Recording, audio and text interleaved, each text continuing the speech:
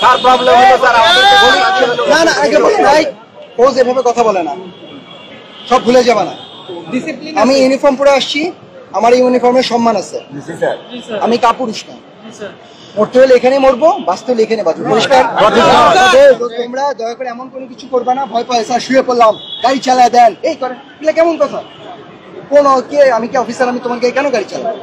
তোমার বাচ্চাটাকে গাড়ির নিচে নিয়ে যাচ্ছ, ভাই আমার বাচ্চা আছে না, এটা কেমন কথা? এইসব করবা না, খবরদার, ঠিক আছে? সুন্দরভাবে ব্যবহার করবে, সুন্দরভাবে কাজ করবে। নামগুলো বলবো, এগুলো হচ্ছে কি আপনাদের প্রতিনিধিত্ব করবে, ঠিক আছে? এখন আপনাদেরকে আগে বলতে হবে, নামগুলো বলবো, তারপর আমার রিকোয়ারমেন্ট থেকে আমি এটা বলবো, ঠিক আছে? মোহাম্মদ শাহেদুজ্জামান শাহেদ, কামরুজ্জামান, আমার দিকে না দেখে ওদেরকে দেখেন। পলাশ চৌধুরী স্যার আমি যাচ্ছি কর্পোরেট পলাশ চৌধুরী, ঠিক আছে? ঠিক আছে, পছন্দ না হলে বলবা স্যার। আপনার নাম দিছে মুস্তাফিজ, হার আলাল ভাই, ওই যে আলাল, হ্যাঁ শামীম আক্তার, স্বাধীন স্যার। আচ্ছা, এই 8 জন। জি স্যার। এখন আমি আমার যদি ক্ষমতা থাকতো আমি 100 জন নিয়ে যেতাম, বাকি সম্ভব না। ঠিক আছে স্যার, সমস্যা নাই স্যার। এই 8 জন ঠিক আছে? ঠিক আছে স্যার। এখন কথা হচ্ছে কি, এই এখন মানে এই 8 জন কি করবে না করবে এইটা এই 8 জনের ব্যাপার। জি স্যার। তারা যদি তোমরা মনে করো যে আমাদের ধর্ম ইভেন আছে, যদি তোমরা কাউকে নেতা হিসেবে নিযুক্ত করো, তাদের কথা শুনতে হবে। জি স্যার। এটা আমাদের সেনাবাহিনী আমাদেরকে এটা শিক্ষাটা দিচ্ছে। আমরা সবাই ডিসিপ্লিন সোলজার এখানে, ঠিক আছে? এখন কথা হচ্ছে, আমি জানি না, এর আগে আমি আমার অভিজ্ঞতা থেকে বলতেছি, একটা গ্রুপ এর আগে যায়, যাওয়ার পরে তারা বুঝে এসে তাদের কথা কেউ শোনে না। এই গ্রুপটাও এরকম যাবে, যাওয়ার পরে তারা ফেরত আসবে, তারা তোমাদেরকে বোঝানোর চেষ্টা করবে, তোমাদের মধ্যে অনেকে থাকবে তারা কথাটা বুঝতে চাবে না। এটা কেন চাবে না আমি বলি, কারণ এখানে হইতে পারে কারো কিছু দুষ্ট বুদ্ধি থাকতেও পারে।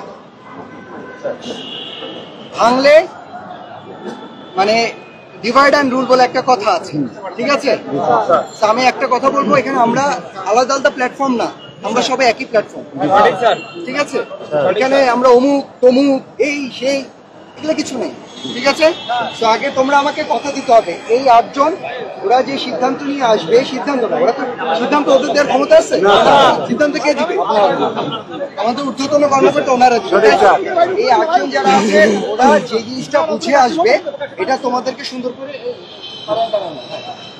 করে বুঝিয়ে বলবে, তারপর তোমরা ঠান্ডা মাথায় চিন্তা করবা, ঠিক আছে? কথা শোনার আগে চিৎকার করে আজে বাজে কথাবার্তা বলা যাবে না, বুঝতে পারছো? আমরা সবাই একটা সমাধানের জন্য এখানে আসছি, সমাধান না করার জন্য এখানে আসিনি। এখানে একটা মানুষ যদি আজে বাজে কথাবার্তা বলে, সেটাই পরিবেশ নষ্ট করার জন্য যথেষ্ট।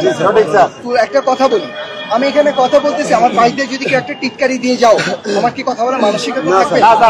আগে বলো, বাংলাদেশ সেনাবাহিনীর একজন ফিল্ড অফিসার হিসেবে টিটকারি কি আমার শোনার কথা?